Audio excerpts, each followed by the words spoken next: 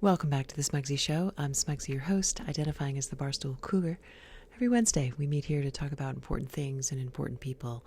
This week, we're going to explore briefly whether Barstool Sports has a toxic work environment, or is it the island of misfit toys? And what's next for Kirk Minahan since the latest bout of mental leave? But first, we're thrilled to have a new sponsor. The Smugsy Show is presented by the Portnoy, a dog collar for all your holiday hookups. Size 6 fits everyone. Have your girl call my girl. And speaking of the choker, Barstool Sports bad boy Dave Portnoy, the latest hit piece we expect any minute on the toxic work environment at Barstool Sports.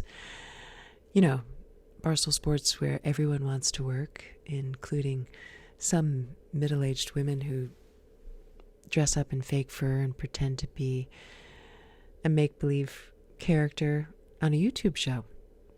That place, toxic, many would say, because of all the mental leave. I mean, just look around. Everywhere you turn, people are dropping out mental leave. Kirk, Steve, Blind Mike, Justin, so many others, right, on mental leave. So, therefore, ergo, it must be a toxic work environment? Maybe. Or, okay, if you maybe scratch the surface, think outside the box, use your mind, you might see things a little differently. That's what we do here on the Smugsy Show. We filter things through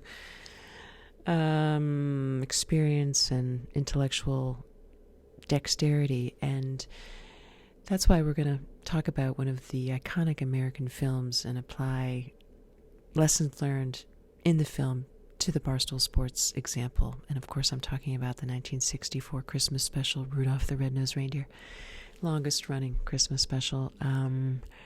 Yeah, there's a lot there that you can still, to this day, kind of access and just helps you deal with situations. For instance, in evaluating the work environment at Barstool. Okay, now, is it that reality television, the type that they do, causes mental illness? Or, I mean, it could be, right? Because when you're in reality entertainment, there's no out of bounds. Everything is in bounds. Everything, your whole life is open to scrutiny and picking. People picking at you like you're a scab 24/7 on social media. And that could obviously cause somebody to take mental leave. But there's also a chicken and the egg, okay? Maybe Barstool and the work causes mental illness and mental leave, or maybe it's a haven for people with mental illnesses. Okay, maybe Barstool Sports doesn't discriminate against people with mental illness and lets them tell jokes. And maybe Dave Portnoy is not a monster. Maybe he's King Moonracer. Okay, on Rudolph, he's the griffin-like character who runs the island of misfit toys. He's half bird, half lion. And he needs a root canal, but other than that, he's great. I mean, he circles the earth every night, picks up unloved toys, delivers them to the island where they can hang out and have fun. I mean, it looks a lot like, really, the offices at Barstool, if you think about it. And, I mean, how many misfits come to mind when you think Barstool Sports, okay? Okay, Frank the Tank, Rico Bosco, Uber Debbie, Big Cat. I mean, the list goes on and on. You got a lot of misfits there, and I think that's a good thing, because if you recall in the story, okay, Rudolph is. The story starts when Santa's head reindeer, Donner, has a fawn, Rudolph, who he's ashamed of, because Rudolph is born with a red nose. Okay, Donner, the father, covers up the nose with mud. At the tryouts for the reindeer games, Clarice, a cute little fawn, sees Rudolph, says he's cute. He flips out. His mud falls off. Everyone laughs at him. And he gets kicked off the team by Coach Comet. Okay, totally unfair. I mean, talk about bullying and shaming. So he goes off in the wilderness, and that's where he runs into Hermie, the elf, who's unhappy. He doesn't want to make toys. Okay, he wants to be a dentist. And that's kind of like... So Kirk Minahan is Hermie, the elf. He does... The Kirk Minahan show is the toy shop. He needs to get out of there. It's not good. So Rudolph and Hermie go off, and, fast forward, they have a battle.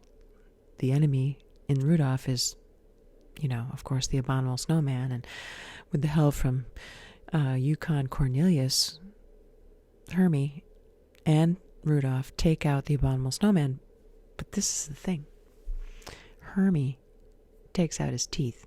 So the Abominable Snowman is rendered essentially powerless, and he becomes like a good Abominable Snowman. He goes around and helps decorate trees. So there's a lesson there. And the lesson is that Kirk is going to, on the case, discover that Bob Murchison is in fact in a conspiracy with big media and has committed securities fraud. And that's how he's going to take his claws out and, what could be better? So Bob Murchison is going to be helping to decorate the Christmas trees, and Kirk Minahan is going to be a dentist. And I think it's all going to work out. But however, it all depends on really the willingness of Kirk to write his own narrative, because that's what he needs to do. That's what you need to do. And that's what we help you do here on the Smugsy Show is fuck cancel culture. Write your own narrative. I did it. Do you think I'm going out on mental leave? Fuck mental leave. No way. You can find me here every week on the Smugsy Show, and we'll figure it out. There's a place on the island of Misfit toys for you and for me. And, Charlie in the Box, Quantum Chris, obviously, Yukon Cornelius, Blind Mike, Debbie. If you think there's one of my favorite Misfit toys is Dolly for Sue. Okay, Dolly for Sue. People wonder what's wrong with her. She looks totally fine. She looks totally normal. Why is she on the island of Misfit toys? And it turns out, because she mental leave. Yeah, she had psychological problems, but she was able to make it on the island of Misfit toys, and that's how a lot of people are able to make it at Barstool. So you heard it here on the Smugsy Show. I identify as the Barstool Cougar, and there's a reason. And until next time, this is Smugsy Girl signing off. Take care.